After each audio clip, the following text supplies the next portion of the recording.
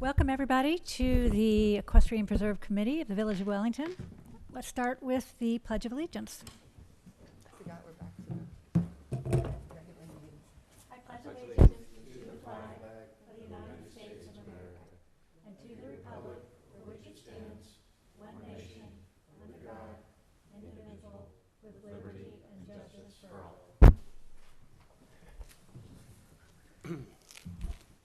Okay, we have everybody but Carlos, who was picking up somebody from a late plane in Miami, so he's going to come towards the end of the meeting because he's got something additional on his mind.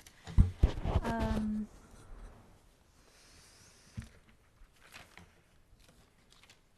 unless anybody has any additions or suggestions to reorder, we're just going to follow the agenda tonight. Sounds good. Starting with Bob Basehart is going to present EPC-191. Yes. An ordinance related to a new land use category of nightclub. That's correct. Excuse me. The purpose of this ordinance is basically to do the maximum that the village can do to prevent problems that are associated with uses that we have in the village that could be called nightclubs. We don't define nightclubs in our current code. They're treated just as a restaurant would be. But there are some distinctions, and there are things that are associated with some nightclub operations, such as underage drinking, patrons leaving intoxicated. We've had, in the last decade, we've had at least a half a dozen alcohol-related deaths, traffic accident deaths, that involved people. There have been more than that, but there have been at least a half a dozen that have been involved intoxication, and several of them have been with underage drinkers. The village has been doing what they can to try to stem the problem. And we had just last week another underage drinker leaving a nightclub, crashed through the back of somebody's house on Greenbrier. Where was this? Pardon? Where was this? On Greenbrier. And where are they coming from? I'm not sure personally which club it was, but it was. What night? I'm not sure what night of the week. It was a weekday night. So it was Wednesday. Wednesday night would be my guess. So anyway, the sheriff's department approached us with a copy of an ordinance that the county is, and this isn't just a Wellington problem. Sheriff's office approached us with a copy of an ordinance that the county had adopted for the unincorporated areas of the county, and they asked us if we would do the same, would either adopt that ordinance or one of our own that's similar. Well, I don't believe in adopting other people's ordinances, and the one that the county adopted was centered around the county land development regulations, and so I wrote this to accomplish the same objective. And and basically, what we've done is basically three things. First of all, had to do some definition work. So I modified the definition of restaurant and the definition of what's the other one?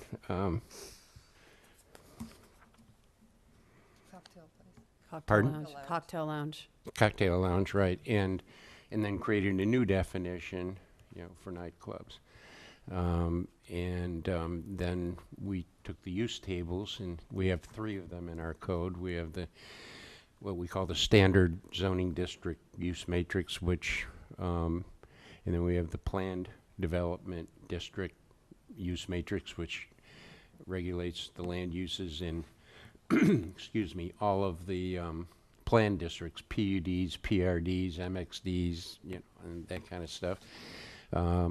And then the third thing that we did was set up some specific criteria for the operation of nightclub type facilities, and you know,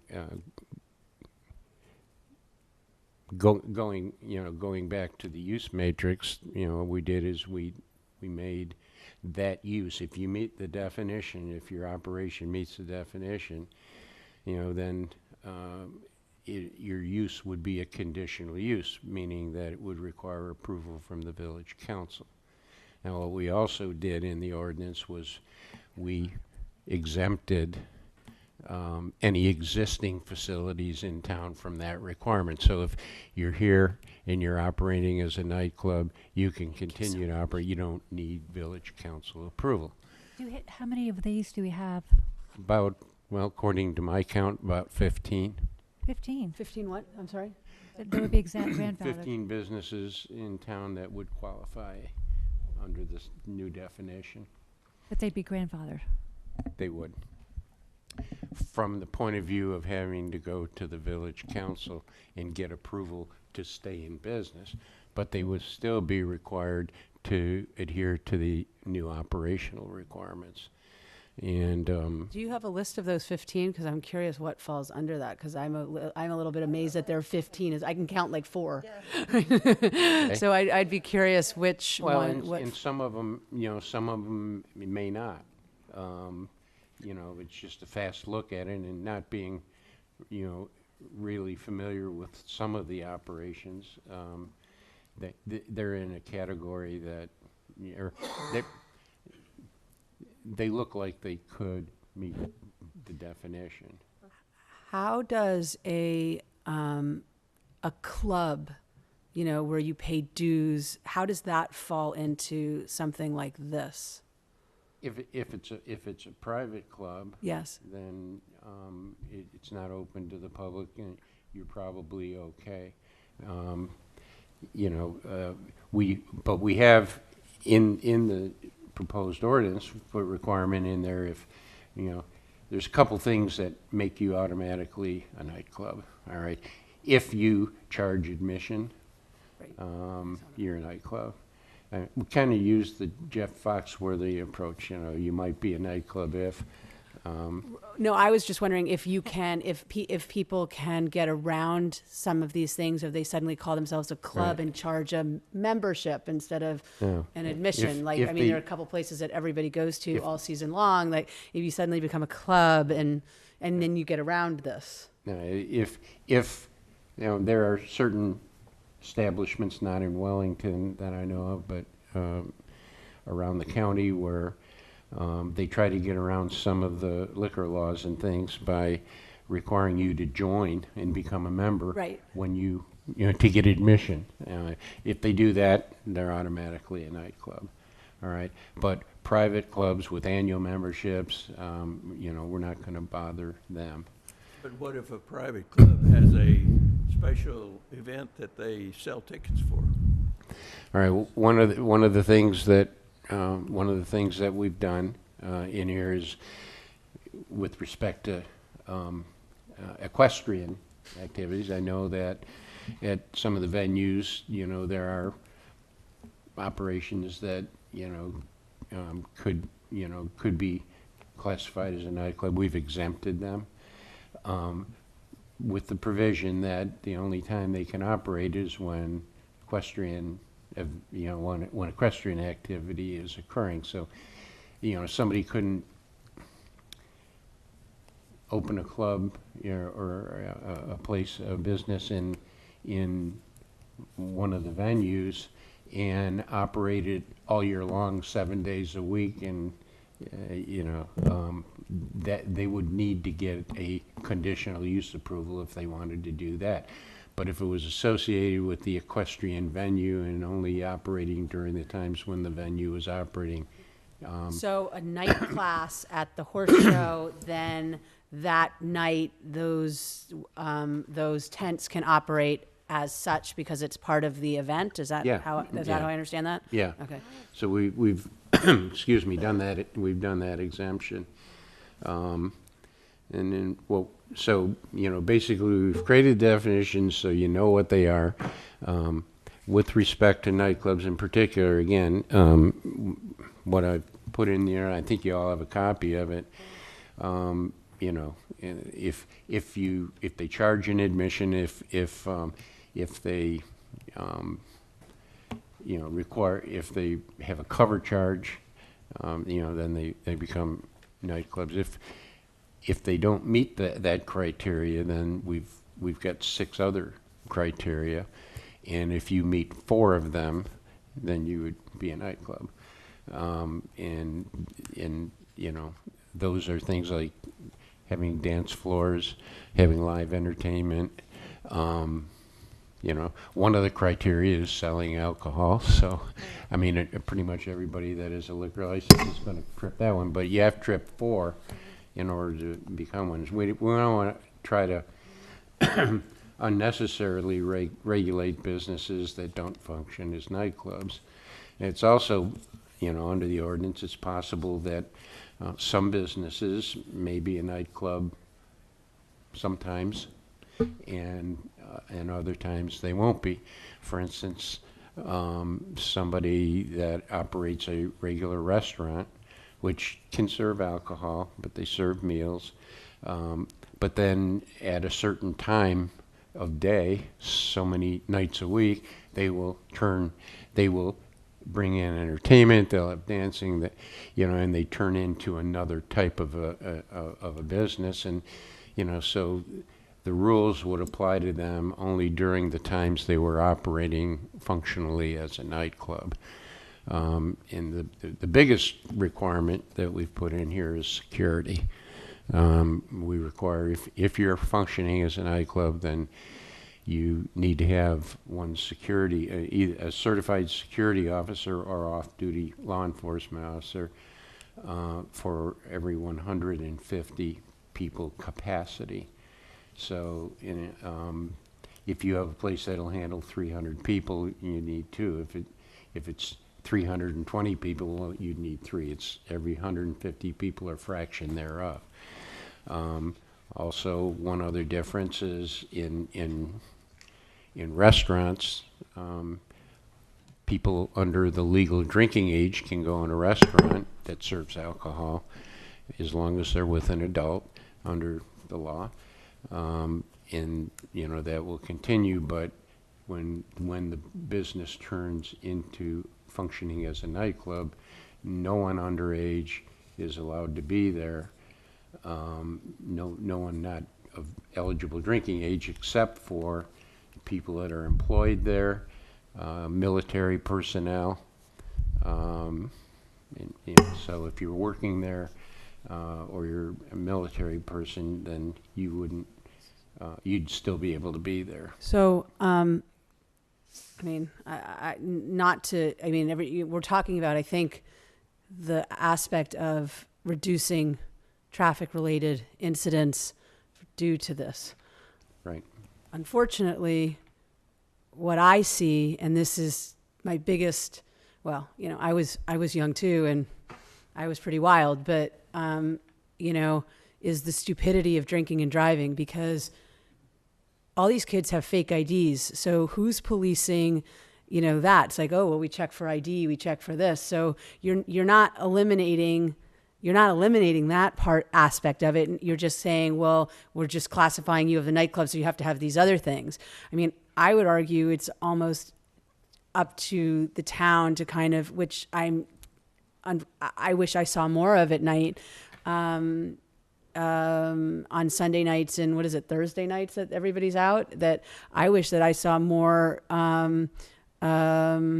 stops on, you know, road stops, like, you know, drunk driving road stops. I mean, I think that's going to be far more effective, at least of people Ubering, because you're never, I mean, if you give me a plan of how you're going to stop the fake IDs, the only thing you're doing is just putting restrictions on the operation, but you're not successfully eliminating the problem. Well, but it's not just the underage. Some of the deaths have been, it's not just the underage. So Exactly. Well, you know, in the village, in cooperation with the sheriff's department, has been working on it. You've heard of Operation Wild Stallion, okay? And that is certain nights of the week, the sheriff's department brings extra personnel in, and they concentrate on people leaving Yep, these types of certain establishments, and hopefully that's had a good effect. Now, the other things that the security provisions also, I mean, associated with these types of facilities, also higher instances of, you know, vandalism and fights and, you know, attacks and things of that nature. And hopefully this ordinance will help correct Do we some of have that. any statistics on the success or failure? I mean, failure of Operation Wild Stallion. Well, it's hard to measure, but I mean, there have been, and I can see if I can get you information from the sheriff's department on arrests and things as a direct result, but there has been, my understanding is, I haven't personally looked at the record, but I believe it's had a good effect. How many people is the village going to have to hire to enforce this? Pardon? How many people will the village have to hire to enforce this? I mean, Village- who's going to enforce it? Village isn't going to have to hire anyone. I mean, basically, the enforcement provisions in here are our standard code enforcement provisions. If Code enforcement officers don't normally work at night. no, they don't. But you know, if there's a problem, then there will be sheriff's office involvement, and then we'll know about it. You know, and the ordinance, you know, our codes provide if you're a conditional use or any kind of a zoning, if you have any kind of a zoning approval and you violate the provisions and the requirements for that use, then the village council can rescind your approval. So, I mean, but we're not going to be sending code enforcement officers out, you know, But, I mean, checking this compliance. looks good on paper, but I don't think it does anything to change. Well, it gives some more teeth to the sheriff's office. Well, The neighbors are more likely to complain if they know that it's operating as a nightclub. I know in past years, certain establishments that I'm not going to name a name of, but they had neighbors complaining about people being out at 2 a.m. and making noise in the parking lot and things like that. And if there's an ordinance like this, then the code enforcement can go in and say, hey, you're operating as a nightclub. You're not, you know, you don't have your security people. You don't have that. So again, it's just like any code enforcement, neighbors complaining. But Yeah. it took years to correct some of that for the noise and everything. Right, right, yeah. Well, and I don't want to understate all this, but some of this is legal housekeeping. Right. You know, we didn't have the category of nightclub, so some of this is getting the language in the code. So I would we've say to got- protect the village that Yeah, well, they have it on paper. Yeah. I agree with that. You can only do what you can do. I mean, this is about as far as we can go. Yeah. And unless you wanted to hire, you know, 50 or 60 additional code enforcement officers, well, actually, if there's only 15 of these places in the village, and it'd only be 15 people, and station one every night at a nightclub, and we're not going to do that. I mean, if we're bringing it in line with what the county does, I think it's a good idea. Oh, I think it's a good idea. I mean, I just think under the purview that we're going to suddenly curb, like, you know, drinking and driving and underage drinking, I think then it's under that kind of guise, it's a failure. But under, as you say, we're in line, we're housekeeping, we're whatever, you know, fine, right? It's, you know. What was the genesis, Bob? Was this something that we decided to do on our own, or? Now, the genesis was the sheriff's office. And They approached the village, they approached us, and asked us, they gave us a copy of the county's ordinance. And, you know, when I looked at it, I mean, the county ordinance had a lot of provisions in it that we already have in our code. right, So maybe it will help them do their job better. Maybe that's Yeah. why they're asking for it. That's Exactly. exactly right. Did Right. they notice there was a higher incidence of drinking and driving and deaths in the Wellington area versus the rest of Palm Beach County? You know, I can't answer that question. But by the same token, we there's nothing we can do about, Boca Raton or Lantana or Lake Worth. All we can do is something about Wellington. But I think it's a fairly widespread problem, which is why the county adopted the ordinance that they did, and a lot of the municipalities have adopted ordinances as well. Raoul Palm Beach just adopted a similar ordinance. So I think it's a law enforcement effort that, like Dr. Lund said, they're trying to help. They want us to help them do their job better. And it sounds like it's one step. It's not intended to be a end-all. It's just one step towards helping facilitate that. That's right.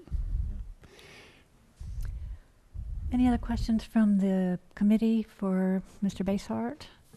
Is there any reason not to do it, Bob? I mean, are there any objections that we should be aware of as we think about weighing in? I can't think of any negatives. I mean, if I were a business owner, I might argue that, well, now I've got to hire a security officer. I don't have one.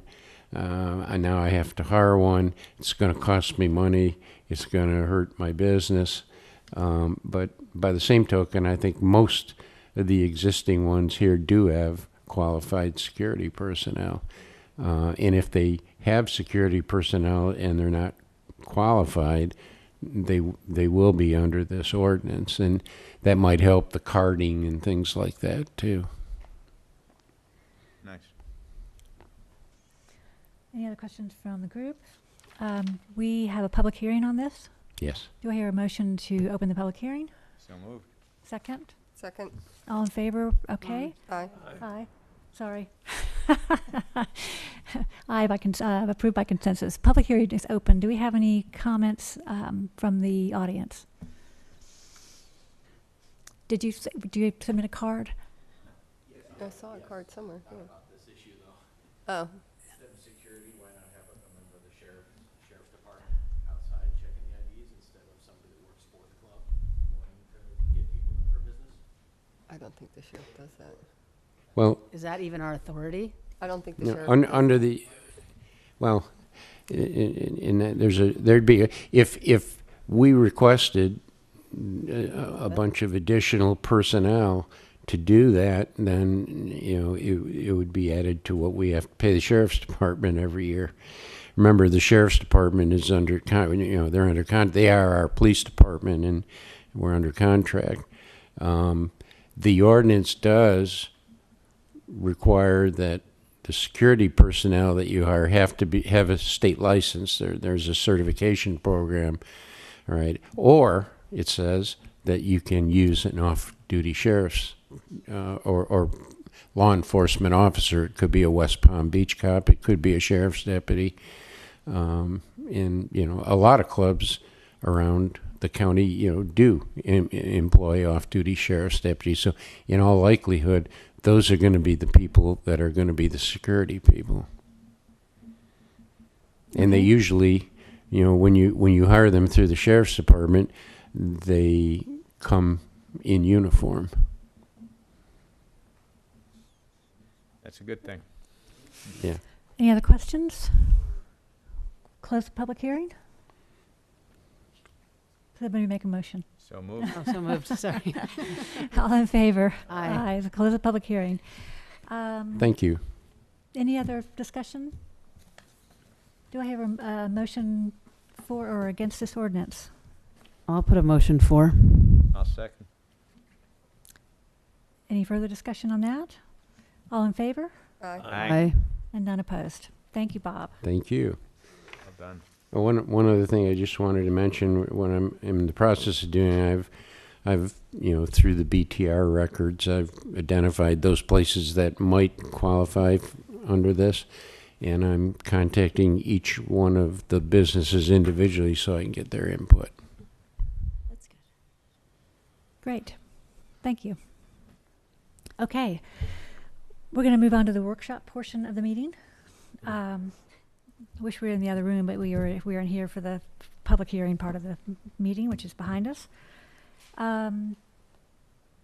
continuing the conversation from our last meeting, we came up with 3 major recommendations for activities from the plan of action for this current year. And tonight we'll continue the conversation on those 3 topics, but also our next meeting in March, we talked about making our open meeting for the equestrian community. We can do that, Ryan, at our regular meeting? The room is reserved if that's going to be a good date for Okay. everybody. Yes. And the reason I bring that up is that we won't meet again between now and that meeting. So if we have anything to say or talk about as far as how we conduct that meeting or points we want to make at that meeting, let's talk about it tonight. The first Wednesday in March. First Wednesday in March. 6th. And it would be at the community center. Oh, not here. No. Yeah, the audience is too big. Yeah. Oh. And last year, you all did a fantastic job of putting signs and notices up around the village. Does anybody think we need to improve that or to make any changes? Did you think everybody got the message? I think as long as it goes on some kind of Facebook board. Okay. Let's tell them which one. Um, I don't know which. I'm not sure what everybody reads. I can't listen. I mean, last year, we just had notices around. We had We had the A-frame signs. Yeah, we just had placed, signs like the no fireworks signs, right? Right. Yeah. yeah, I think that was effective. and were they at Little Ranches? 'Cause I remember that. You had Well, a question about we have a that. Little Ranches Facebook, so it's easy for me to put it Okay, on. all right. Were Which- they at Palm Beach Point? Mhm. You all They knew were. about it. Yep. You had a lot of attendees from Yeah, they did. that neighborhood. Yeah. What's the message we want to convey to the community as far as kind of what we're looking for in this meeting? Might be worthwhile to have some discussion about that. I mean, last year was real successful. We just want their input. Like, we don't see them at the meetings. So this is the time to bring us, all your community ideas, like be it for the whole equestrian community or just your local thing. Please bring us your ideas. I mean, we got, of course, some complaints and stuff, but we got a lot of good, feedback from them. So it's just a time while everybody's in town too. Right. Because not everybody can make it to like these meetings, et cetera. So, I mean, the room was full. I mean, it was a really Pull good, last year's meeting notes so we can all review yeah. what was discussed, so we can kind of see. We and can give 'em a send those heads to you, up on sure. What Yeah. was Yeah. completed. And the Yes. questions, yeah. Yeah. And it was more just like I think you did a summary in the beginning, I just to did. say, this is what we're doing and this Plan is of what we action. want to do, and Right. can we get your help? We were all here except Yeah. for you, I think. I Yeah. wasn't, You weren't there, but you I were. wasn't part of the committee. You were there. No, Glenn Not wasn't part of here. the committee. But you were at Yeah. the meeting. I was at the Yeah. He was at the meeting, Yeah. okay. Yeah. So, So, yeah. any other, But I don't see a reason, I mean, to change the format. I mean, it worked well Thought it was good. last year. we have less to report because a year ago we were reporting on the entire plan of action. Okay. The report this year would be more concentrated on what we're going to talk about next, which is our priorities from the plan of action. But that's not necessarily a bad thing to have the input as we talk about the issues that we think are important, right? How, they either are skeptical or, contribute ideas or, that we haven't collectively thought of or whatnot. So that's actually not maybe a good thing to have one now. And I mean, arguably you can have a second one as we solve the problems, like at the end of the year saying, this is what we've done, which is much more of a, kind of, nod to the community also in terms of thank you for your input. Would it be useful?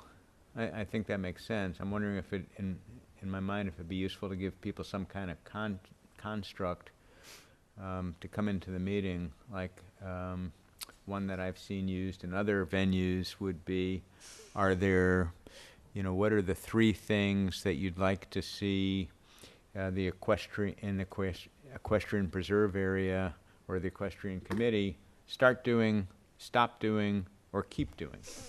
Start, stop, or keep. You're Just- saying to present that before the meeting. Exactly, Yeah. as a construct so that people can come in and say, kind of more focused, here are things that I'd like to see us keep doing as a community relative to equestrian activities, versus here are things I'd like to see us stop doing or things that we're not doing that I'd love to see us start doing. An example there would be, what would it take to get a different venue like Western active in Wellington. Just using that illustratively, but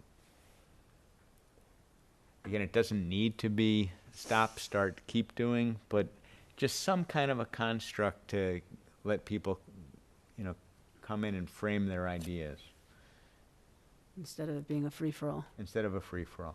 It's still very open-ended, Yes. but Yeah. it gives them sort of a way to present what they're thinking about. No, I think that's a good idea.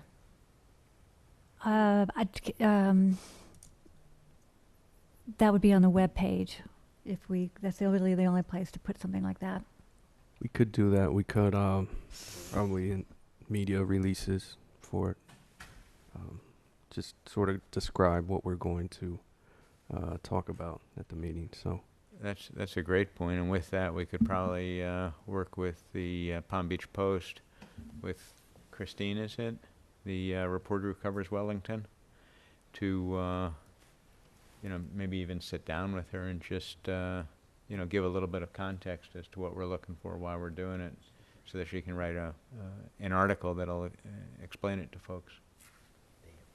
okay. I'm not sure about the communication side. I have to check with the communications department. But And I'd be glad to work with you and them if that'd be useful. okay. I know she's always looking for good, productive content. So Any other thoughts about the meeting? Okay, so in a month. Mike, we're talking about the open meeting we're going to have in March. and it'd be our usual start time, a 6:30 start 6:30. time. 7. Eh. It was 7 last Oh, year. it's 7? Seven. Is that fine? We could do a pre-meeting. It will be televised. You've got the equipment over there now. You can televise from that room now. Yes. Right. Yes? We need to reserve that television for right now. We have some issues that we're working on, so it may be a delayed broadcast. Okay. Is that all right? Yes, What was this? Maybe a delayed broadcast because Instead of of the live. equipment. You'll see some changes in our public meetings that are coming up that will be that we're working on right now Okay. to deal with some specific issues. Okay. But after the fact, the people in the community who aren't able to attend could at Can least still see it. view it. Yes, Yeah. yes, sir. Yes, Great. for sure. Yes. Okay. So we're all set for the meeting.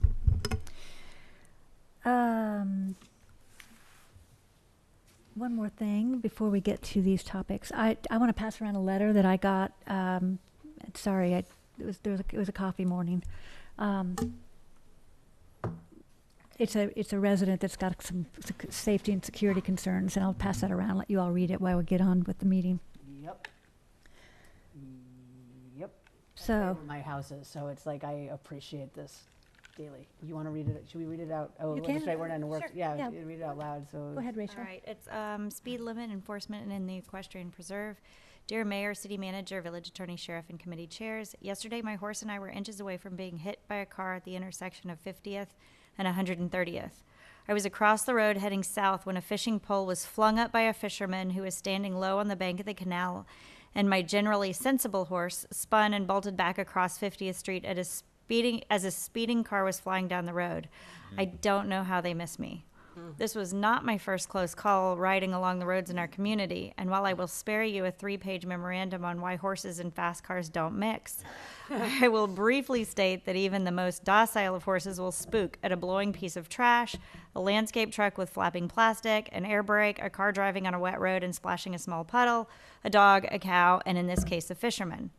Wellington has done a great job with our bridle paths, and 30 mile per hour on paved roads and 25 mile per hour on our dirt roads is fine. However, no one obeys the speed limits on South Shore and 50th, with the majority of drivers going 40 to 50 miles per hour. People going 60 actually pass slower drivers on 50th all the time. It is a speedway. Although effective, it is impractical and costly to install the Sheriff's Department to monitor speeders on a daily basis. So I would ask you all to consider installing stop signs at 50th and 130th at South Shore and Indian Mound and at 50th and Stables Way. Speed bumps, similar to those on Pearson, would also be a sound traffic calming device. Thank you. Alive to tell.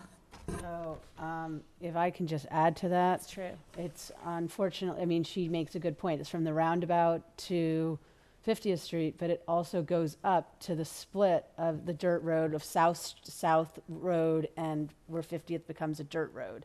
So, and it's fast cars, it's dump trucks, it's, I mean, you know, it's, you name it. And you know what?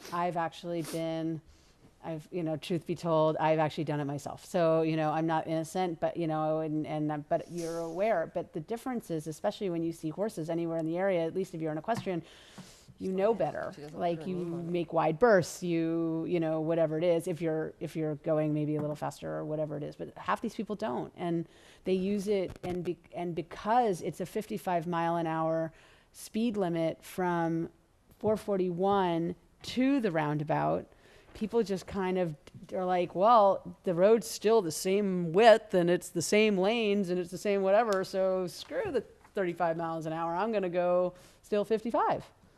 So, I mean, I'm actually all in favor, I mean, of what she's talking about. Mike, how would we approach that?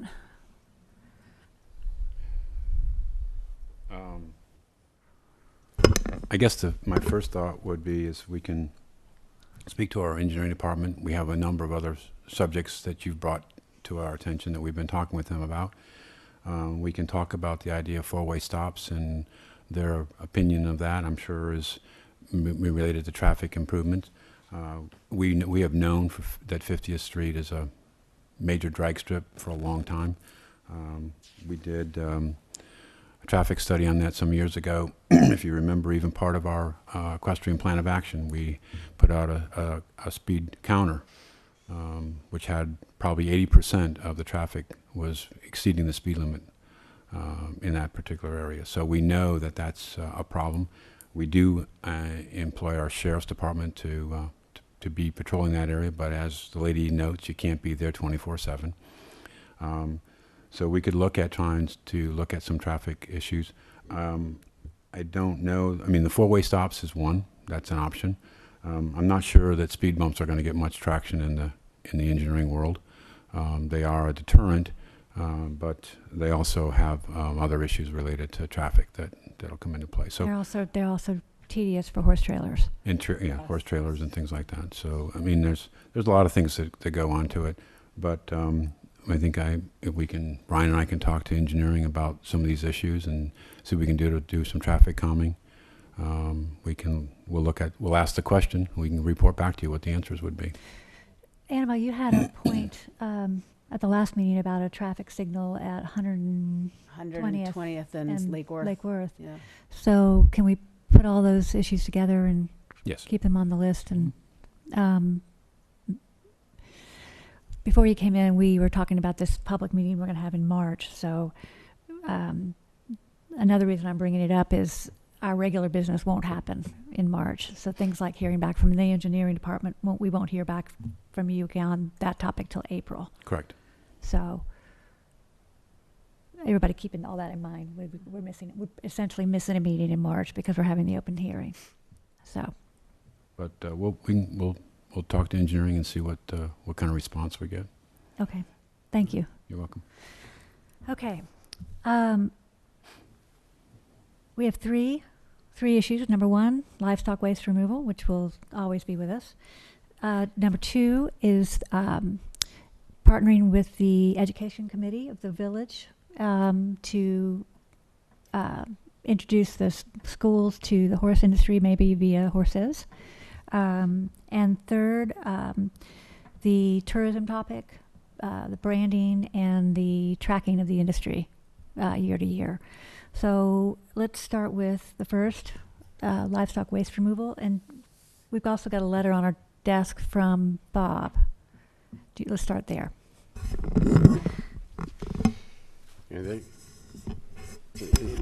This administrative transmittal that I did was basically intended to address the issue with village council.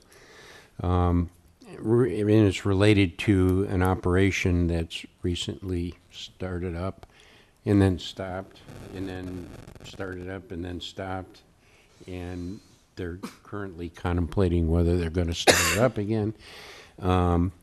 But basically, it's what we refer to as a transshipment operation, where they have a very large concrete pad area that the individual haulers that pick up manure at the various farms or, can bring it to this location where it's dumped and then put into larger trucks to take to disposal destination.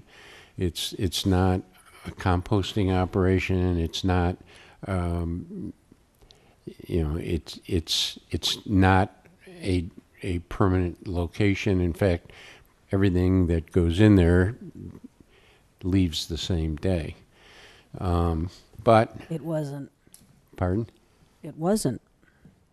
was it? Okay. That's why this whole thing kind of became a whole debacle, because it wasn't. They were operating outside of normal hours. It's a transfer station. It's not supposed to be there overnight. It was. And then they had excuses and everything else. But Okay. in theory, yes. Yeah. Sorry. That's the way that these things are supposed to operate. Yes. Right. But the issue is, and people, because of the late night hours and the lights and apparently some noise, people have complained. And so we looked into it, and the issue that we have is that we are not able to regulate it. There's the right to farm law, which actually protects existing agricultural operations and manure businesses. This is ancillary to the nursery, but manure collection and removal and other activities that take place with it are considered, by law as agricultural operations. And under the Right to Farm Act, they cannot be charged or prosecuted or persecuted as nuisances, okay, because they were there, the basic nursery operation was there prior to the time that any of the surrounding residences were there. In addition to which, we have the provisions of section 604.50 of the state statutes, which I think you're all familiar with, which exempt agricultural activities from having to comply with not only our building permits, but any of our zoning regulations. And that's, we have taken a different position on that in the past. We've been to court, and the current status of litigation is that we can't regulate them. And our village attorney has actually filed an appeal to going to the state Supreme Court, but they haven't decided whether or not they're going to hear it yet. But the current state of the law is we cannot regulate these things. So Mike Odell and I kind of spoke about that briefly. I sent him something written by the former Attorney General of the state of Florida, dated in 2006, March 8th, 2006 to be precise, that basically talks about, that kind of refutes a little bit what you're saying, in the sense that a nursery has the right, or a farm has the right to do, whatever it is that they do, and a community can't come in after the fact and kind of then say, oh, well, we don't, file a nuisance law. However, what this particular opinion states is that the existing operation cannot change its operations either, i.e., they go from being a nursery to being a transfer station, or they start in certain things, like a farmer that is used to spreading things a certain way suddenly gets some big giant spreader to spray, manure around and whatever. Then in that instance, it's the nuisance law will fall on the side of the residents and not the existing farm. I would love, if this is true, I understand that she's filed an appeal, but what you're saying, I would love to see since 2006, if anything like that particular, very specific instance has actually been ruled reverse. Well, Section 604.50. But this is 6.4.50. That's what I'm saying. This 2006 opinion is No, literally 604.50 was not adopted until 2000. Oh, this is 823.14. Sorry, this is 823.14. Yeah. 2011? So your 604.5 adoption of that came in 2010 with the original exemption for farm buildings.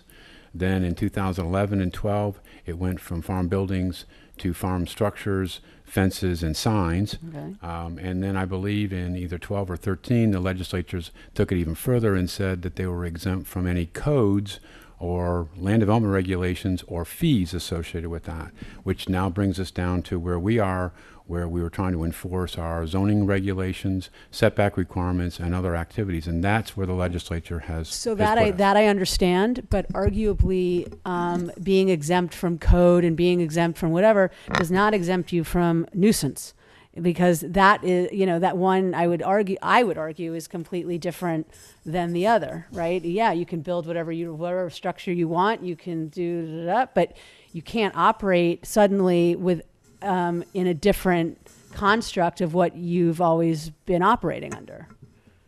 I mean, you don't go from being a nursery to a transfer station. I mean, that's a completely different, it's not about buildings anymore. It's now about, the neighborhood. I mean, the same thing can be said, with respect to, barns and paddocks and equestrian activity on a given lot.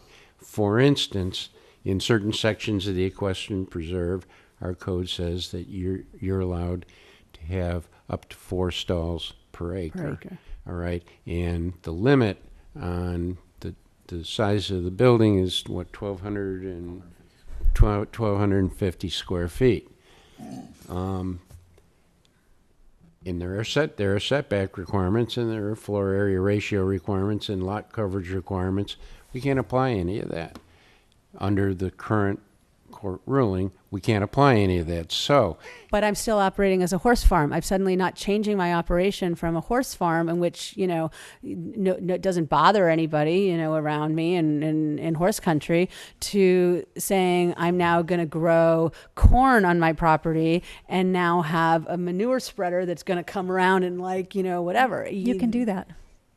But under this, you can't if it suddenly disturbs the neighbor. But 604.50 comes later and it supersedes that. Well, it supersedes it for the structures and the setbacks and the code and whatever, but it's and not superseding it on the operation. And the use. And the use. 604, the current status of 604.50 is it exempts agricultural operations from meeting any of our codes or ordinances, building code, zoning code, all right? The zoning code controls the uses, all right? It exempts it from that. I want to make one point very clear to you all. This is because this existing nursery exists. This does not apply to properties that have no agricultural activity that's going on them currently. So I want to make it clear that, when we look at this and we look at the impacts of potentially what could happen here, we're looking at this only because it is a nursery and a nursery operation. So other vacant properties that have no activities going on to them, other than maybe they've got some cows on or whatever they're doing with it, that is not agricultural activities in the sense of what the state looks at from the 604.5 scenario. So we are looking at this as an existing nursery operation. The ag transshipment is an approved use under that activity, and so therefore we're looking at that. And I want to tell you, we spent a fair amount of time going through this. We did not, that memo didn't get written without having a lot of review. And we did. Have there been any other people applying for, Bellissimo pulled his, I heard. but my question is, have there been any other manure haulers that have considered opening transfer stations? Well, Not to our knowledge. Not to your knowledge. And is this one opening back up? They have not come back and told us they're opening back up. We have nothing at this point from them that says they're formally going to reopen. But we wrote the memo because we have had a number of conversations associated with this, and we took a look at all the legal aspects of where we are right now with 604.5 leading up to this, beginning with the memo that you provided us from Ms. Pam Bondi at the time. So, But this memo's as of yesterday, so it's all pretty current. Bob, you mean Bob's Yes. memo? No, I know, but we started back from the 2006, I think it was 2006 No, memorandum. but as far as the nursery, the current nursery situation, Yes, yeah, that's correct. this ruling is very current. Have you heard anything? I would say that reading this memo, that if they read this memo right now, that they would open back up. Yeah, I would too, sadly. Is how it was left with me the last I've spoken with the parties involved. Okay. Anybody else have anything to say about this particular property use? I would say that, I mean, I understand that we have, I mean, just like we just came up with something for, I mean, I don't know, what kind of, you're saying we have no legal standing whatsoever, but, I mean, I would argue that, as I said, it's like I understand the not in my backyard argument because we have a problem, but I do have a problem, like an environmental issue with, open air, open this, open that, and I saw the way they operated. I saw it daily, and it was not a kosher operation by any means. And I know the neighbors who sent me videos of, because it went through at all hours of the night. I mean, literally starting at 4:30 in the morning and going till 7 o'clock at night.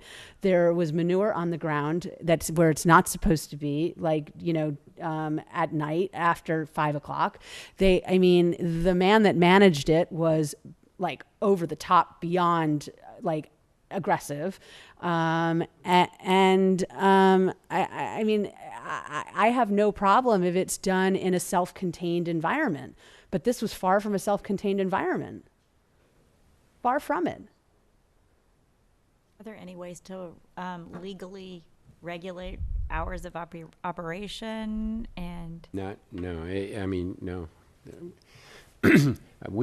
We have regulations in our code that limit certain businesses from operating within commercial zoning areas, but there is nothing in the code.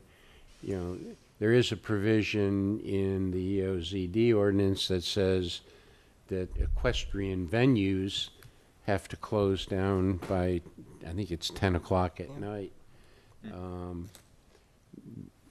But that relates to venues that are on commercial recreation designated land. This is not commercial recreation. We had several hours of discussion with our own attorneys before this memo was written, and We can't do anything, can we? Pardon? We can't do anything. Well, I mean, the village could try to take the position that, we can regulate this activity under these circumstances, and then it's going to end up in court. That might not The- be the such problem a is bad, that might be this- not such a bad thing, because the woman who owns it wants to sell it. She bought it to turn it into a tennis center. So, and then all of a sudden she didn't get the permission to turn it into a tennis center. Why she didn't know that before she bought it, I don't know, but that's not my problem. So she now wants out. She wants out at the price she paid. And so this is just like, gee, how am I going to make money off my land as I sit on this, property that I mistakenly bought for, other purposes. So it's not like, they're going to ever build something on there that's, she's not in the manure transfer business. This is all temporary, which is what I think even aggravates me more, right? It's not somebody who's coming in there. Like, I met with one of the agricultural, the manure haulers, and he has a proper business plan to buy the land, to build a facility. It's an $8 million facility that is self-contained, does everything. You would never know, like, you would never see manure in, out, this, it's like a whole building. So it's like, you do something like that and it's completely environmentally sound, I have no problem, but this is a half-assed operation, any way you look at it. And it's temporary. So it's not even going to solve our problems. Well, the problem right now that I'm seeing just personally is my manure hauler used this transfer station. And while he was using it, I could get manure picked up any day of the week. And now, because they have to shuttle all their trucks out to the Everglades, they, working from 4 o'clock in the morning till 8 o'clock at night, cannot keep up with the demand that we have created. These literally, they cannot supply enough trucks to pick up the manure properly. So I can't call him and say, hey, my manure bin's full, you need to get out here. Sometimes he can't get out. So that creates an overflow in my manure bin. So even though we all are against it, this transfer station being shut down is creating a tremendous backup of manure in the village, which is an environmental problem. So we can all sit up here and complain about it, but we are the problem. We are creating the manure. And yes, you might say that you might want a closed structure and everything like that, but when they come and pick up my manure, it's not in a contained, closed structure. There's stuff flying everywhere. And every time they pick up manure all over the village, it's flying everywhere. So I don't understand where it's an environmental problem at this location versus an environmental problem at my property. So that's I can give you I'm the just name of looking another at- manure hauler that can pick it up when you call them, because they do it for me. Well, but meanwhile, it's a good idea. And Mike, you can refresh our memory about that. But the idea of consolidating the hauling is a good solution for Wellington. So it behooves us to figure it out somewhere. And you said there's another manure hauler considering putting up a structure? So he is looking at acquiring land. Actually, he's looking at 2 sites, and then building this. And he's actually put a business plan together, which is, I must say, quite impressive. And he's basically either looking for investors to help do it, or he's going to try to do it through loans himself. But it's, I think we should all see it. It's a legitimate plan. And honestly, I'm a big believer that, there should be some kind, it is a Wellington problem. It isn't our problem. And that Wellington as a town should commit capital to a project like this in terms of helping, whether it's, So is the property already being used as a nursery or something else? He doesn't have, no. This is a business plan. He Right, doesn't have the so- property. He has 2 properties that he has specifically chosen Right. that can act in that regard. So would you deem it a nuisance there since it's not already currently? One of them's the same property, so no, because it's self-contained. Like, you drive the trucks into the facility, they are unloaded, it's not waste going all over the place. Then they are, turned into pellets and, this and that, and then it becomes a bio, whatever. But the neighbors could still consider it a nuisance because of the truck traffic. Because it's not, he truck just said that if it's not an existing nursery and it's not already deemed as such an operation, they could deem it a nuisance for any reason. The nuisance comes when it's like when you have the trucks and the this and the whatever operating at 4 o'clock in the morning, dumping and loading and up and whatever. In a self-contained facility, you wouldn't have that. You wouldn't have trucks moving in? You would have trucks driving, but you're not going to have the loading and unloading noise and everything else. Right, but I'm just saying if it's not already an existing property that has like a nursery classification according to them, then the nuisance law could potentially. Except he affect would them. operate, he would buy something that's either this, which is like an ag, whatever, or he would buy a commercial site. If it's zoned commercial, that he does, also, you don't have that problem. So, just to cut to the chase of it all, that sounds like a great idea, Yeah. but it's not a up and running business yet. So it's not a choice that anybody has at this point. No, it's not an immediate choice, but my point is more that I think Wellington should commit some capital to help get something like that off the ground. That's an entirely different conversation. But it's within the same one. I mean, it's within how do we handle our manure? Okay, the first conversation was all about existing agricultural uses being land being used for this new transshipment idea. And we've got one that's started, stopped, may start up again. The village, Mike in particular, we all know it's a better idea than what we're doing now, consolidating the truck traffic from small trucks to large trucks. So we have that particular property. The other topic you're getting into is, does this committee want to look at the idea of some other solid waste treatment plant capital project that we would suggest for the village to undertake? And that is identifying land, identifying the solution, paying for the plant. Solid Waste Authority has no interest in it, so it's a big topic. Maybe it's something we want to take on. I think I like piggybacking on bigger resources, and in that regard, have an interest in hearing more about what the county is doing and what capabilities the county has, just to the degree that there's it's bigger than a Wellington issue, of course. Can we just jump right into this, Mike? You know the answer to that. Well, Go ahead. I was just going to say, Mike and I had a little bit of a pre-discussion to the degree that it probably makes sense for a few different reasons for us to get an update from the county on what's going on.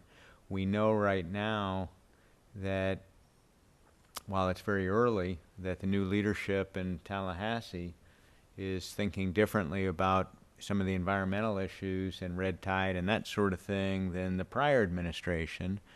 So as we think about going to the sugarcane fields, we know that while it's a viable option today and a good option relative to our getting manure bins picked up and not having to worry about it, that could all change rather quickly. And to the degree that we could learn more from county resources and the Solid Waste Authority about what they're doing, it's probably an opportune time to have that discussion. And we talked about doing a little field trip to meet with them, see what their current plans are, what their current appetite is, both in terms of costs and feasibility for dealing with how much they're dealing with today and how much more they can handle to the future. I think the last time we were out there, you were out there, was probably 6 months or so ago. So it's kind of an update on work you've been doing for a number of years. Yes, it was that time ago. But we haven't heard much from the county as far as where the ordinance is going. I need an update from them on that as well, so we can talk a little bit about that. But I think one of the directions that we were going in was to try to get a handle on the volume of waste that's being generated, not only village-wide, which I think we have a good handle on, but I think from the county perspective, we're still lacking that information.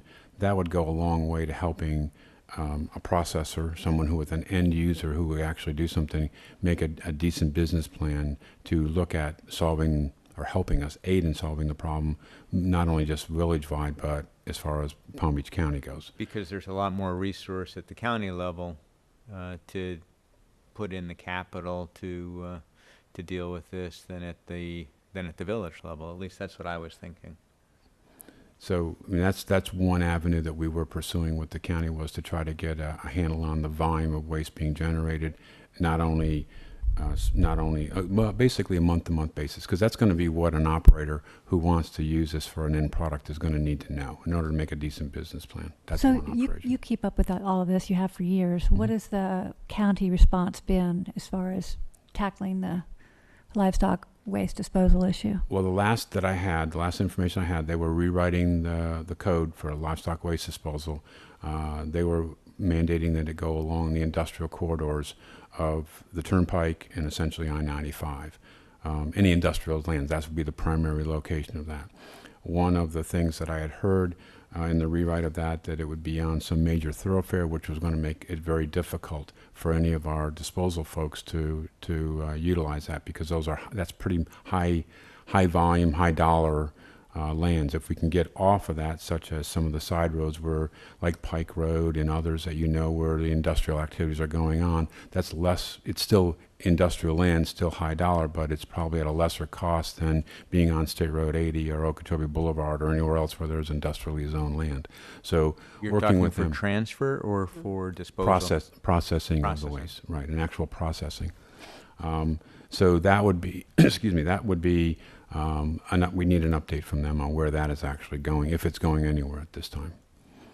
And we 'Cause were thinking we would try to get that field trip, if you will, set up, in days and weeks, not months, do it pretty quickly. Yeah, I think, there's been some changes also in the county that we need to kind of touch base with them and see what some staff changes that need to go on, so we see what's going on with that as well. Has anybody ever thought about running it through the new trash burner? Well, the Solid Waste Authority is burning it now. The problem that we're having, that they're having with it is, it's too wet. They're not happy with the moisture content that it's coming in at, especially with the rains that we've had lately. It's way too wet. By the way, that's the same complaint we're getting when the waste is going out to the Brighton composting facility up in Okeechobee. It's way too wet. They're having to dry it before they can even put it in the composting facility, because we do have trucks taking 100-yard haulers, taking it up there as well. So that's one of their issues that they've had with it even since we've started talking about it. The second part of it is, as that facility was designed, they want to be burning 100% garbage. They don't want to be burning vegetative waste, livestock waste, or anything like that. They want to be burning 100% garbage. So they're limiting, I think they're limited by 10%, is that Ryan? Was 10% of their Yes, monthly 10%. volume? 10% of their monthly volume can only be vegetative or livestock waste. Fortunately, we have not heard that they've hit that number yet. They've been tracking it, obviously, because every truck that goes in gets weighed. So I don't know where we are this season with them, but we know that there's a lot more waste going there than in past. We still have a fair amount of waste going out to U.S. sugar operations, to the field operations that are going there. And I'm pretty sure that we still have the illegal operations going on as well. I have no reservations to think that that's gone away. I'm pretty sure that's still going on. Why is the county putting a higher priority on garbage? Just out of curiosity, or you and I can talk Because it offline. it's more profitable. Because of the burden of the garbage? That's the way the plant's designed, yeah. Okay, And it affects the efficiency of the Right, got it. and it drives their costs up. right. Okay.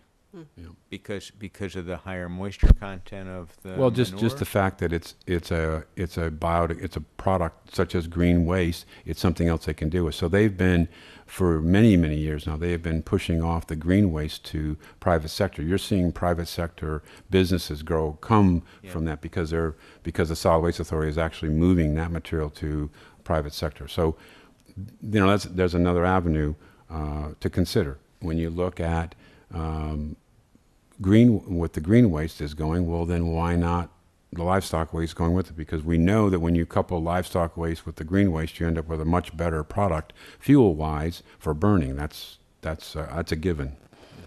So those two things combine together very well. But we need to get that into the private sector. But again, private sector is going to be motivated by profits.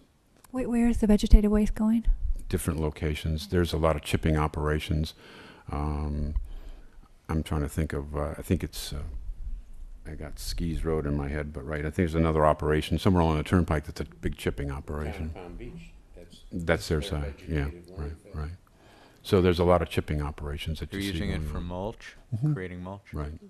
Yeah, compost, vegetated mulch, sure, things like that. So, getting an update from the county would be appropriate at this time, just to see where they are in the process. And you'll be doing that anyway. Yeah, Yeah. we'll do that anyway. I think it's probably a good time to figure out where that's going as well. But as you all know, the ag transshipment operation was something that it's a stepping stone. It's not the answer. Obviously, the end user, end disposal is probably more appropriately to be searching for that end user, that person or that entity that can use that in perpetuity with having very little environmental impacts would be ideal for us. But trying to find that person or that entity at this point has still been a bit of a struggle. And a lot of it has to do with just being able to create a good business plan. And the ebb and flow of the seasonal basis here is also a deterrent to many of them. Although the technologies have changed rapidly, the technologies to gear up, to ramp up for the waste during the season and go and reduce your product during the off season. Many of them have said that they can comply now with that seasonal flow. So that's a good benefit as well. And are you seeing any new potential next uses for the livestock waste that make sense? I know we see them come and go, but anything new on the horizon that looks like it's feasible? I still, from what I can see, I'm still not sure that that there's a real viable entity out there. I mean, Ms. Garrett mentioned the pelletizing. That's a pretty simple operation, quite frankly. It's drying it, compacting it, punching it into some pellets, bagging it up, shipping it off, and then it's used for a fuel, for burning. I think that's probably one of the more simpler operations. The more complicated ones, where you're actually converting it to some kind of gas, where you can do different things. Like we would run some of our fleet trucks off of that. We're converting our trucks over to propane tanks. We could use some of that for fleet trucks. I think that operation is beneficial, but it's also very costly. That's a long-term investment in that type of a program. And you'll see those operations going on, but you see them primarily in agricultural areas where they have a steady stream of waste coming in, such as cattle farming operations, pig farming operations, chicken farming operations. Those operations that are 24/7, 365, they can count on that waste material coming in. Those are where it becomes more profitable. And is that something the village could ever consider? Is that something that should be done at the county level? Well, from the historic point of view, from what I know, and this is, again, subject to change, but we have not, as a village, we have not been seeing the support for a capital program for this. I mean, if you look at it purely from what we've been trying to do, we've been trying to facilitate a solution by combining many different people to get involved. But from the village's point of view, this is essentially private sector. You've got private farm owners such as yourselves working with haulers, private individual hauler companies, and removing that waste for you at some cost. The village gets involved in it, and I think, again, maybe from the transshipment operation or some methodology for conveying that, but I don't see where, at this point, a commitment to making some form of fuel or doing something out of it. That's a pretty big expense for this village. Annabelle, could we get copies of the business plan that you've seen? Absolutely. That'd be instructive, at least. to take a look. Oh, it was actually quite fascinating. And I mean, obviously it's a business model, so it's actually producing income, right? And so, yeah, Yeah. If he'd be willing to share it, Yeah, he'll share it'd be useful to, Yep. for us, I think, to see it, and for our staff 100%. partners to see it. I'll get that. Okay. Anything on livestock waste removal tonight? We'll talk about it every month, forever. Okay. The idea of partnering with the education committee? Let Ryan handle that one. Okay. Yes, I did check with the education committee. The next meeting will be March 5th at 6:30, which would be the night The before. night before? Okay. Yes. So if you have anything you'd like to present to them, you can get that to me. I'll coordinate with their liaison. Should we go and Sure. If you want make an to appeal, present if you something. will? Yes. We can all go. We can, whoever would like to go. Can you let us all know? Yep. What is this in? This is the idea of working with the schools to Oh, let okay. literally, Yeah, Carlos Ariana suggested, let's take some horses to the schools and Thank you. let the kids know what's going on in the horse industry, in the horse business. So there's probably more we can do, but it's a start. We should also maybe meet with Tanya Siskin, who works on the PTA boards throughout the Wellington area, who has done some of this before. So she may be someone to meet with also. Well, does she go to those committee meetings? She used to. I don't know if she does now because she's on general counsel. So she can, and she does have access to them as well. We can meet. I'm wondering if we or could talk to get her the same too. night Probably. while we're all, Speak to her yeah. so we can all try to get together. yeah. Is that something we're allowed to do? I What- was just discussing. Their Can we? meeting is a public They're- meeting. Right. So I think, Where should I? subject to being overruled by the village attorney, I'd say my opinion is that if more than one of you goes to that meeting, it's a advertised public meeting, so I don't think there'd be a sunshine violation there. Okay. Okay. I just forwarded you the business plan, so. Okay. But I would encourage you not to meet, To meet with a council person not, don't As come a group. together. as a group. We just can't sit next to each other. Your What do you- one-on-one meetings would be So, fine. Rachel, do you mind taking that on since it was your idea and then report back to us? That might be the best way to do that. Sure. If you can So I just can let me email know you, Ryan, and then you can what you, distribute. and then Sure. I'll Cough for speak like with the 3 weeks education and I can't get rid committee. of it. Perfect. Okay. Okay, anything else on the education initiative? Okay, the third is the tourism and branding, and we all had great ideas, but Glenn, you in particular. Have you had any thoughts since, or do you want to tackle this topic for us? Sure, I'll give you a couple of kind of work in progress thoughts. Annabelle's connected me with Tony. We still haven't been able to meet live. Who's He's a who's big- Tony? President Tom- of the USPA, Tony Capola, owns also the taqueria. So we did have a phone conversation, and the couple of observations from that is that the Polo Association, U.S. Polo Association, has quite a lot of infrastructure focused on getting the word out about their activities and their events.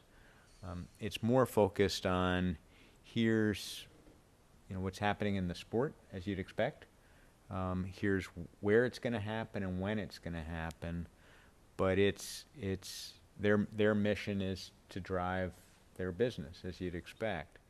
The thing that I've been looking for is how do we integrate a Wellington equestrian message into that, and at least so far it's not obvious to me as to how to make that happen, because they're very focused and do an excellent job. The day after Tony and I spoke, there was a media event that was held to get the word out, and as a result of that, I'm looking through the Palm Beach Post as my go-to place for at least a barometer of what's happening. And I'm looking in the Wellington section, I'm looking in the front pages, and where I found the article was, not surprisingly, in the sports section. And for what we're thinking about, at least the very beginning discussion we had, it's like we'd like to get the word out in a more community interest type framework, as opposed to in a sporting event framework. So, but then so that's still, those are some initial thoughts and work in progress. And Tony and I'll have more discussions. He's very open to connecting us or any member of the committee, me, since I reached out to him on this, with some of the folks at the Polo Association, just to learn more about what they're doing, and I'll pursue that. I think that makes sense for us. You have a thought? No, I was just going to say that we have the draw party for the Gauntlet of Polo on Thursday, and games start on the 13th, and they'll be all the time. And so, as I was saying, there's 16 teams playing for $1 million. It's a big deal. So it's a big deal this year. So the challenge is how to integrate Wellington Equestrian as a branding message into it. And I like I say, I don't see an obvious way to do that. That doesn't mean it's not doable. I'm trying to, at this point, just understand more as to how they're approaching what they're doing. there was a writer, and I can see if I can find it. There was a writer, because they did an article on me as being a woman in polo. I think I read the article because I was searching all the stuff that had been done. And it wasn't in the sports section, I don't believe. I believe it was in the Wellington section. And I wonder if we can find like some of, it was Sun Sentinel. It wasn't the Post, it was the Sun Sentinel. I saw the article. Yeah, It's a good and article. I'm wondering if we can find a couple of those writers that write for Wellington, if we can kind of scope them to kind of give them the story versus, you know, how the USPA is doing it or whatever. Do you know what I mean? Mm-hmm. And kind Find of the human interest find the human side. interest side of it and go directly to them with the story, because I find that they're generally these people are, you know, they're pretty receptive of story ideas. Absolutely, And I agree. so Yeah, it's a great thought. But the village has got its own communications department, right? Yes, So I suspect we're going to have to coordinate with them. we can coordinate with them. Which yes. which would be great, because they know these folks really, really well, and we can leverage off those relationships. The observation that I had as I've started to think about this was we'd benefit from having somebody who could focus on it full time for us. You know, a branding expert, if you will, which led me to the challenge of, well, those cost money, and where do you find the funds for doing that sort of thing?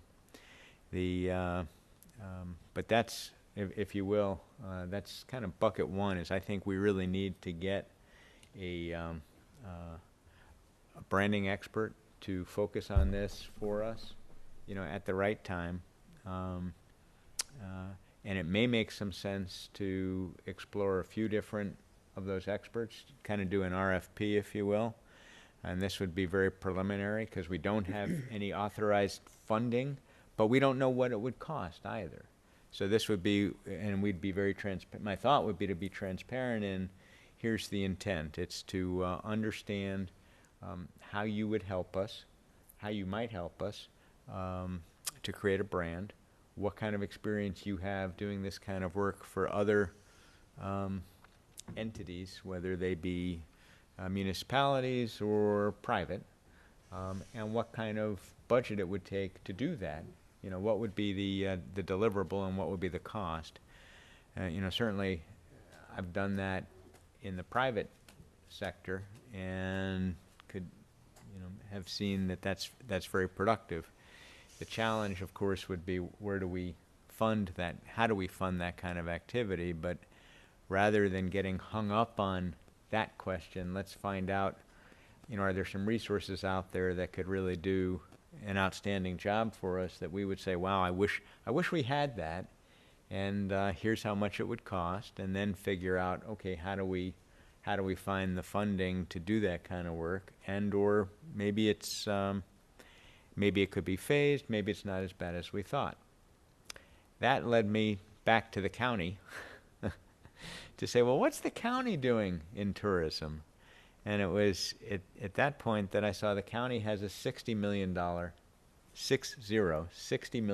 budget for Discover the Palm Beaches, for marketing the county. And my sense is there's a marketing plan which Mike and I are trying to figure out how to share that with the committee. It's publicly available. Or maybe you're ahead of me and already have the solution, but or Ryan, you do? Well, I think we converted, so what we sent you, that you saw on your computer, we can play for them now. Oh, okay, so we can play an example, maybe when Annabelle's back, just so that- She's gone. She Oh, had she- to leave. okay. Yep. Then before she's back. But there's also an entire marketing plan. That's what I was thinking. I'd love to have this committee see. It's an extremely well done marketing plan, very thorough, very clear as to what they're trying to accomplish, how they're employing the funds. But the observation that I had there is there's an opportunity to increase. There's something magic that we have in Wellington Equestrian that they haven't fully captured, and that with our help, they may be able to take that and use that to help them with their bigger mission, and in turn that would also help us with what we're trying to do of increase the Wellington brand.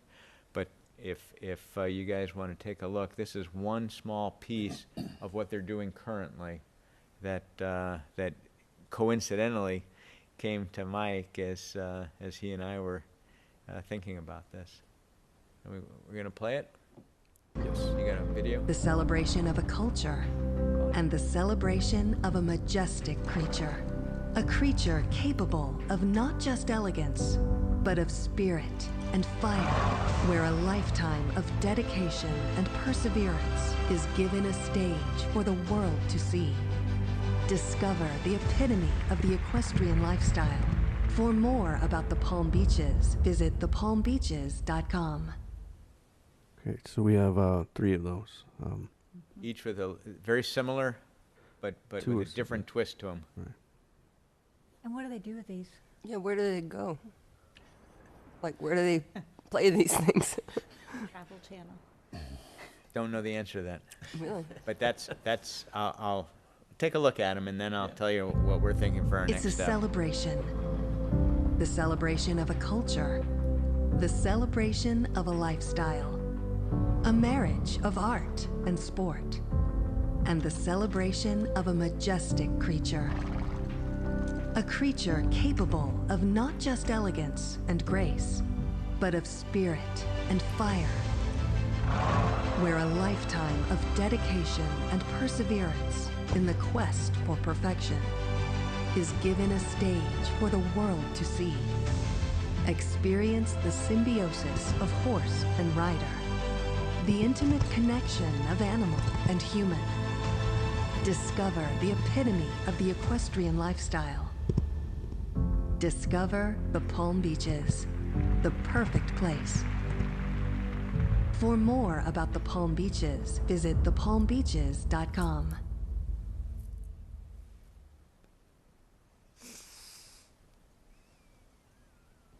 It's the world's largest field hockey tournament, and it's right here in the Palm Beaches. I'm Megan Hayes with South Florida Weekend, and we're here at the International Polo Club in Wellington, Florida, where USA Field Hockey has teamed up with the Palm Beach County Sports Commission to host the National Hockey Festival. Let's check it out.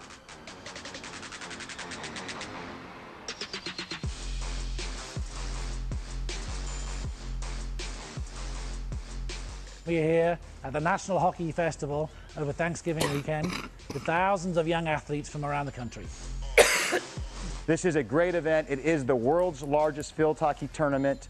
nearly 170 teams, almost 4,000 athletes, and 7,000 total visitors are traveling to Palm Beach County to be part of this great event. So we chose the International Polo Club because it has an immaculate set of fields here within the complex.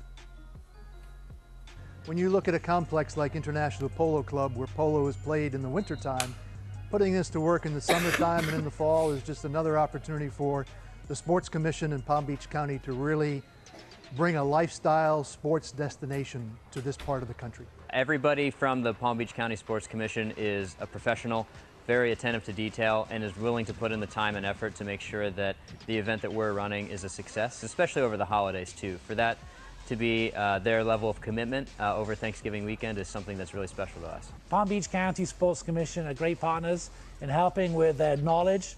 They connect us with the local businesses who help put on this massive event, and they're great people to work with, and we work with them year round, and it comes together with this great Thanksgiving week with so many young people having such great experiences in the sport of field hockey.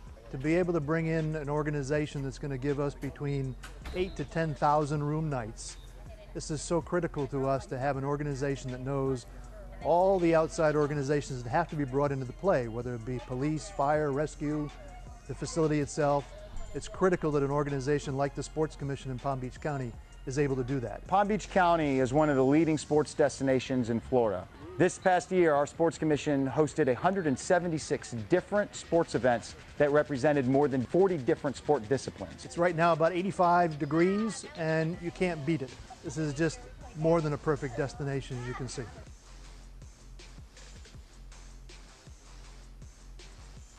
So a couple of things, you know, I think there was one Wellington mention in across the 3 videos. A lot of Palm Beach mentions, but to your point, Christy, it's we need to know more about what they're doing, how they're doing it, why they're doing it, and so the thought was, let's go meet with them. And you know, just for starters, from the standpoint of learning a little bit about it, there are 2 folks. There's the sports side of this, just to understand how they're thinking about the sports, which was more focused on the last activity. But then there's just the broader Discover the Palm Beaches $60 million marketing effort, and to say, help us understand what you're doing, you know, what is the branding goal that you have, and you know, explore a little bit to the degree that we can get the door open on how we could, with the right branding message from Wellington or Wellington Equestrian, integrate that so that it's not Wellington Equestrian instead of the Palm Beaches, but Wellington Equestrian as a destination within the Palm Beaches. So it's you know, symbiotic. It's a natural kind of combining, but more specificity, and in turn help them. But start with, so kind of how are you using these kinds of videos? Where's the messaging going? Who's the audience? You know, just go to school, if you will, on what they're doing, because they've got a professional staff. They've got well-defined objectives and deliverables, and we're not part of it. Yeah. That's like perfect, because that's exactly what we spoke about last time, is come for the horses here, but see the Palm Beaches around you, Exactly. which sets us so apart from Ocala and all the other places. So I think that's a great idea. Is there anybody in this, anybody else in the village thinking about this and working on it? I'd say no. No. I mean, you are the Equestrian Preserve Committee, so. But there's no Wellington promotion department, PR department, marketing department, tourism, anything? Better Business Bureau, like tourism those people don't do. There's nothing. Like Our communications department is as close as we can get to And that. And our communications department, in all fairness, you know, they're subject to the daily things that need to go out and to communicate to our public as to what's happening in the village. So there's a lot of time and effort being put into that. A marketing effort or a branding effort is not part of that staff's. No marketing of the right, village. not part of that staff's responsibilities. And after our last meeting, you sent a administrative transmittal to the council that we were thinking about this sort of thing. Did you get any response from them? None that I know of, no. So No news is good no news. news is green light, right? If they didn't want it to be done, we would have heard. And I think the I other mean, how thing can it hurt? that Glenn highlighted, you know, if we're looking at what's going on, I think Annabelle mentioned earlier, you know, the USPA, there's other things that are going on with them, so we should be exploring with them. What are you doing to marketing? If they're marketing polo, how can we be part of the polo marketing for Wellington? Polo, the USET. Right, and I think all the associations that are out there. Exactly. So, you know, the dressage side of it, I mean, I don't know that market. You all may know more about it, obviously, than I do. But, I mean, I think those are the different things that you bring some expertise to, at least from the point of view of you're a user in the marketplace. You know what's going on in it. And I think those are the things that you bring to the table as The far as... dressage market gets marketed pretty well in the, Bellissimo, when he puts his dates out, there's always ads like showing horses freezing and wouldn't you rather be here, saying, come for the horses, but look at our beautiful other things. So I think that has always been sort of their market angle. Like the Chronicle of the Horse obviously goes out to everybody, dressage, jumper, hunter. But that's all during the season, which the season's already crowded. What we need is for the rest of the year. Right. I think that last video was one that I know George Lindley, we've partnered with the Sports Commission on a number of projects out here for some of our activities. And I think to the point of the equestrian plan of action, going back to that, is what are the other uses that we can bring to this community during off-season that would be beneficial to the community as a whole? Are they still having those soccer games, even though that was such a... Yes. Yep. And we've even, George has been a great partner. I mean, he's always innovative and looking for things to do. I think this past year we did the bleep baseball for those baseball players that are hard of hearing, or hearing or I think sight impaired actually. So those were different things that you don't see all the time, and yet they were brought here as one of the major venues because of our sports fields that we have here. So I think working with George and sports activities and sports tourism is probably one of those positive things that we can do for our community. Makes a lot of sense. So We'll start with George. How do we, so I'm thinking procedures. We can do things as a group minimally because of the sunshine law. I don't want to load it all on you, but Well, help us how... Glenn and I've been talking, and what I've been trying to do is arrange a meeting with Mr. Lindley and Palm Beach County Tourism Council, hopefully their director, and as he's asked to kind of dial into a little bit more, learn about what they're actually doing, I think that would probably be one thing that we can accomplish between now and your next meeting, so that there can be a report back as to what's happening. We're happy to share back, kind of what we learned from it. We'll tag team it together. Michael's got the relationship, and I've got all the naive questions. Help me understand. And you have 2 months, not one. Well, we're thinking 30 days, but yeah. Yeah, But thank you. No, my take point, a vacation in there, right? my point is we've got I keep thinking that our next meeting is very public and big and open. So the next time we get together as a group to work on things will be April. Right. Yeah. Right. Although So we'll look for an appropriate opportunity to share back to the committee through Michael and Ryan kind That'd be of some great. of what That we're would be learning, so that we don't have to wait till a meeting per se. If it's, obviously we can't discuss it till the meeting, but we'll feed you what we're learning so That'd that be you guys fantastic. will get the benefit. Super. When we talked about all this in January, we also talked about tracking the industry attendance figures. How do we go? I don't want to let this slip through the cracks. What's the best way to do that? I hate to You're gonna throw it back right I hate back at to flip us. that back to you, but I was under the impression that you all were going to try to make some contacts through I did with your one, various... but do we want to split that up? But I did one, but it didn't get very much. What did you do? I got white fences. And they were happy to do it. I spoke with George Williams, who gave me a contact at the USDF to get the national numbers. Okay. And I sent him an email. I haven't heard back, but I was going to bug him Okay. again. Okay. But he said that those are available. They're open Okay. to the public, and there's no reason we shouldn't be able to get that information. Okay. So I will get that for sure. Okay.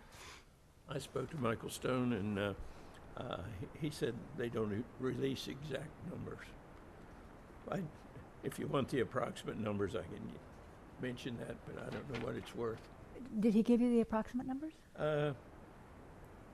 We don't release exact numbers, but when we took over, the first 3 weeks averaged 1,600 horses per week.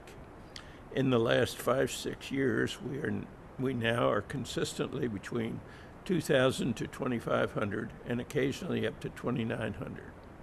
We are seeing consistent increases of 5% in the last 3 years, and we have only had 1 year when the numbers decreased, and they bounced right back the following year. That's pretty good.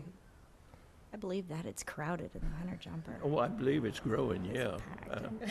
Those were WEF numbers? Yes. Yeah. He didn't give you a global. And did you ask about polo numbers? I asked about polo, but I didn't get anything. I don't know that he had too much. I'll ask him again. I just got this. Tony Capola may be able to help with the Yeah, polo numbers. I think Tony or somebody would have he a should better know. one, but I'll ask again. So you can have a copy of that. I wonder if we could go to the associations like you're doing with USDF, because USEF tracks horse show numbers, Mm-hmm. right? Yeah, I asked him that. I said membership, and do you keep track of like recognized show entries for the year? That's what I asked. USDF, Yeah. but DF, EF also does. They should. They should. Because I remember them putting out reports about being, for sure, membership up and down, but I don't see why they wouldn't do horse shows. I would think they would have it. So maybe do we get it that way? Yeah. And we have some high-level people. Well, we do. We have the president here, don't we? Of EF or DF? EF. Oh, we do? Yeah. Kessler? Yeah. Yeah. Right, Kessler. Yep. If you all want to start sending that data as it comes in, I know you can't meet outside, so if you want to send it to us, Just send it to you directly? we can Great. compile it. So you're doing DF. You're doing You're doing Tony. You can ask him. I'm wondering if maybe I could engage Annabelle to do the numbers piece. Okay. Let me stay focused on the marketing piece. Okay. Who's going to get to Annabelle? Do you want to get to Annabelle? I'll get to You get to Annabelle. If I'm We allowed to, we or- can make that contact. That'd be better. He's allowed We to? can- You we can do make it? that Okay. Thank you. You were doing, Try with the EF. you want to try I it? can try. Go for it. Okay. Yeah. I'd start right at the top. Okay. And we have the board members here somewhere. I'll talk to you about Okay. who they are. Okay, perfect. And we've got white fences. I've got white fences.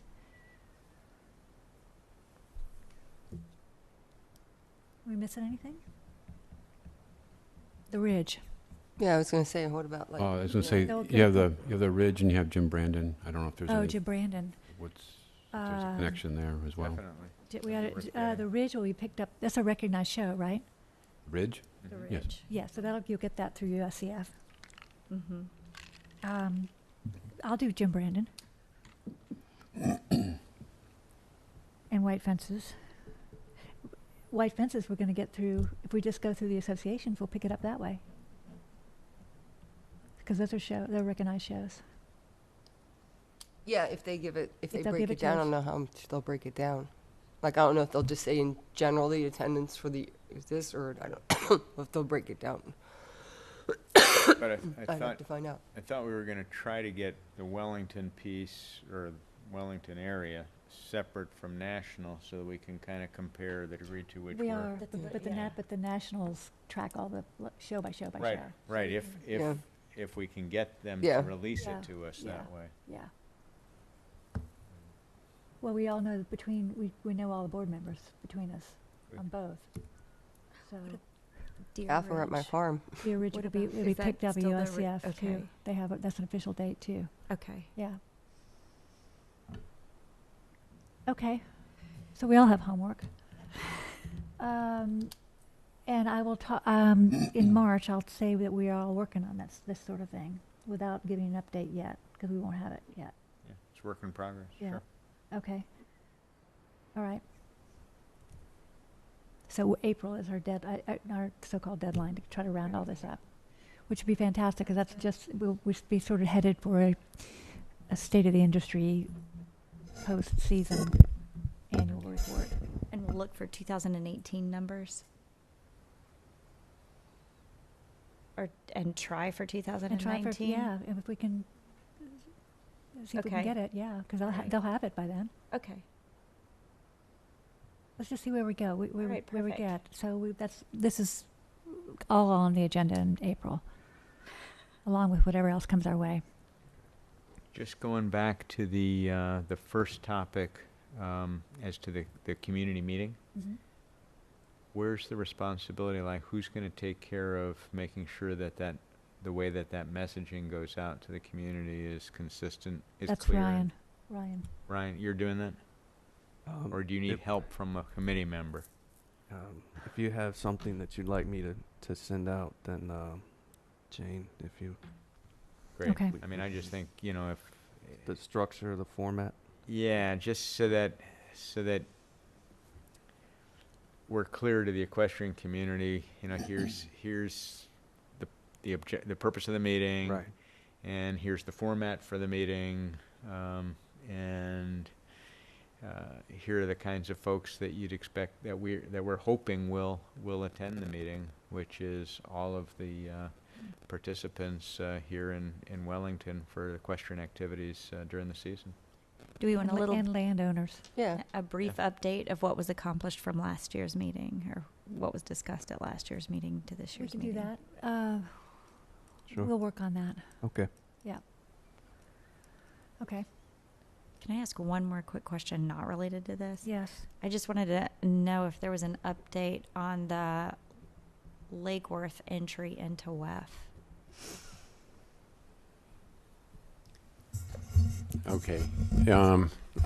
Yes, as a matter of fact, I believe that, first of all, the staff initiated an amendment to conditions of approval that was placed on an approval that happened back in like 2008, where the lots along Gene Mesh Way, south of the showgrounds, were subdivided without the benefit of having done a plat, which made them illegal lots.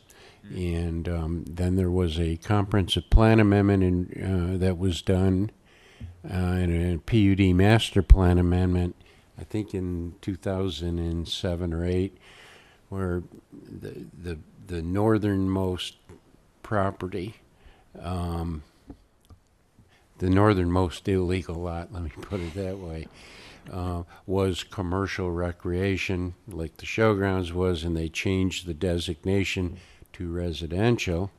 But they put a condition of approval that none of the lots along future Gene Mesh Way could have any improvements done until the property was platted. So you couldn't get any permits. You couldn't build a house. You couldn't, build a permanent barn and that kind of thing. Mr. Bellissimo wants to pave Gene Mesh Way now. He wants to do that now. But that the problem was standing in the way because he hadn't platted the property. That, I guess it's still not platted, but staff initiated an application to remove that condition of approval that was placed years ago that would enable him to go ahead and build the road before he plats the property. And so we've set that in motion, and my understanding is that he expects to start building it right at the end of the season, and hopefully have it ready next season. Okay. Thanks. Okay.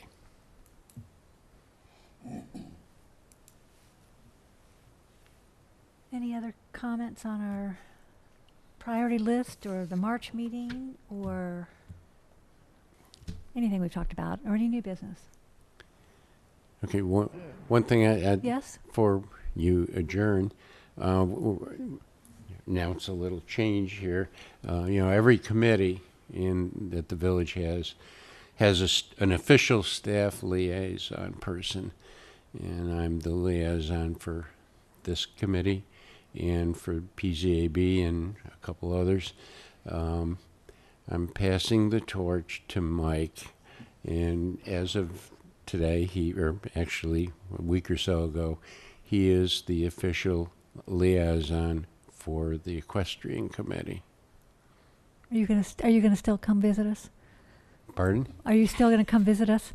I will. I will be here. Maybe not at every meeting, but certainly any time we're proposing an amendment to the code, like tonight, or private applications are coming through, I will be here. But Mike is the closest thing that we have on staff to an equestrian expert. And he's been involved for years in the industry through his daughters. And I think, he's a more appropriate person than I am to be your liaison. Well, you've got big shoes to fill in you stepping away, but you've picked a really good liaison for us, so thank you for both. Okay. You gonna make an acceptance speech? I'm not sure I get any chance to say yay, nay, or maybe. So I think, but as we pass the torch, I too have passed the torch to Ryan. So your staff members, the faces that you've been seeing, really don't change much. We're just taking different roles in our program here, and then Ryan has also passed the torch to DJ. So hey, DJ. Okay. Our computer expert now on our staff is Doug, and he's going to be handling a lot of that for us as well as we go through. So just a little bit of shifting of the guard a little bit, and but I think we can still handle all your activities and take care of what your needs are. Looking forward to it. We're lucky to have all you guys. Any other comments? Without any further comments, let's adjourn. Didn't we have a public speaker on something? We don't have a public hearing. Okay. Do we? We closed our public hearing. Yeah, we don't have a. Okay. With the Did we miss workshop. something? It's a I workshop. thought that was on a different subject, though. Um, No? if we want to hear from the public, we can. I mean, isn't that why he came? I don't know. Because he said he wanted to speak, but not on that subject, and we closed that subject. Okay. So All right. I don't know. I don't want to have that poor guy who's been sitting here all night.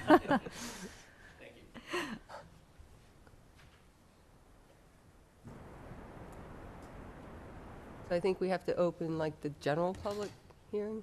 You could just You can just call it public comment. public comment. Okay. Just making us wave Yeah, but he will. Yeah. What'd you do, lose his card? Oh, he gave it to Annabelle. Oh. Come on up. Come on up. We need your name and address. But But you have to say it in the microphone. I'm Brian Jones, 9238 Silver Glen Way in Lake Worth. I'm representing a client that lives on Stables Way. I'm a realtor here in town, and my concerns were the transfer station that we spoke of earlier. I have spoke to Mr. Odell and Mr. Basehart in length about it over the phone a few times already. Recently, there were activities going on in the middle of the night, and I just wanted to know if there was any conclusion to investigating into that, whether we found out where they were going with these loads of whatever it was they were hauling, why they're hauling at that time of night. My clients are very concerned. Property values are going down. It's not the best location for it. There's other answers, and I wish Annabelle was around still to to talk about this as well still. But basically, you covered a lot of it earlier, but have you found out any other information based on our conversation the other evening, just the other day? I'll just briefly, I understand from the owner that there was some activities on the property that apparently they were not aware of, for whatever that's worth.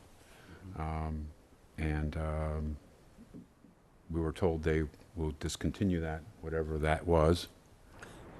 So we're not sure. And I think we'll look at some of the activities that, where it was going at that hour of the morning, I don't really know either, so. The instance you're talking about, though, referencing is a few weeks ago, though, a month ago or so? No, this would be, as I understand it, less than a week ago. Okay, yeah, this was just this past weekend for 3 nights in a row. Right. Activity was going out of there at 3 in the morning. Yeah. And I understand you've said the village's hands are tied on it due to the court ruling and everything else. Who can you recommend we do look to at least report a nuisance problem or disturbing the peace at that hour? Because that's where the line's drawn now, that, if that's continuing, what can we do? Well, and that's the question, is what can we do? I mean, you can make a nuisance complaint to our code enforcement office, and they'll investigate it. And, if there's an appropriate section of the code that can be cited, you can't issue a violation without issuing a code section that it goes with. And, based on the review of the situation, we're aware of the situation. We've been kept advised, by the neighbors, and we've had meetings with the village attorney, and basically the conclusion is that we don't have anything that we can apply in terms of a violation for the property that wouldn't be exempted through the provisions in state law. It's, I don't know how to say it. It's I know that it's been a great equestrian objective to have as little government interference in the activities of the equestrian as possible, and that's what formulated the not maybe the original basis for 604.50, but amendments that were made through the years, were agricultural interests, equestrian and otherwise, prodding the legislature to strengthen the provisions of 604.50 to the point where they've pretty much, on a bona fide agricultural operation or activity, exempted everything, all local government rules, regulations, and ability to enforce our codes. Unfortunately, when you take things to that level, there are things that happen that maybe nobody likes. But the people involved in the activity that's bothering other people have the same rights as those, that aren't bothering anybody, but have been exempted, from application of our codes. And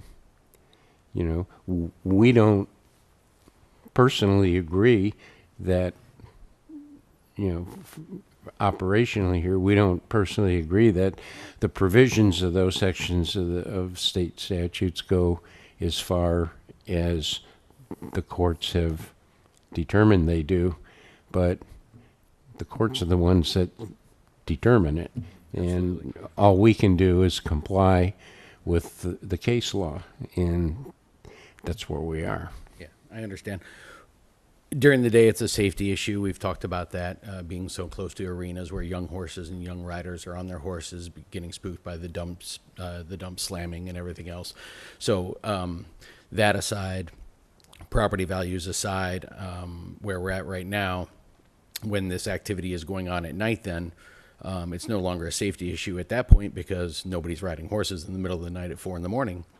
But when my clients are awakened by this every night, PBSO would be the route to go then, and report a noise violation. That would be the right answer and right path to take at this time? Yeah. Okay. Okay, perfect. Good. Thank you very much. Thank you for coming and sitting in all night. Thank you. Thank you. Yeah. Okay. Any further business? Meeting's adjourned. We'll see everybody in March. Thank you. Okay. Thank you.